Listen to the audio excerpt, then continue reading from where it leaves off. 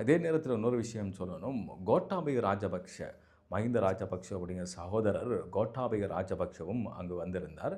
கோட்டாபய ராஜபக்ஷ என்கின்ற நபர் இந்த நாட்டை வறுமையான நிலைக்கு கொண்டு சென்ற, இந்த நாட்டில் மக்கள் வீதிக்கு இறங்கி போராடி எரிபொருள் இல்லாமல், கேஸ் இல்லாமல், மருந்து இல்லாமல் மிக கஷ்டப்பட்டு ஒரு வாழ்க்கையை வாழ்ந்து மிகப்பெரிய போராட்டம் செய்தது இந்த மஹிந்த ராஜபக்சனுடைய சகோதரர் கோட்டாபய ராஜபக்சனுடைய ஆட்சி காலத்தில் தான்.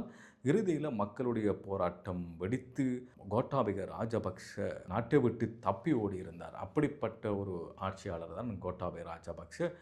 முஸ்லிம்களுடைய உடல்களை எரிப்பதற்கு உத்தரவிட்டிருந்தார்.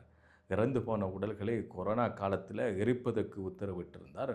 அதுக்கான போராட்டங்கள் மக்கள் இந்த நாடு மிகப்பெரிய துன்பம் அனுபவித்தது கோட்டாபய ராஜபக்சவுடைய காலத்தில் தான். அவரும் அந்த இடத்துக்கு வந்திருந்தார்.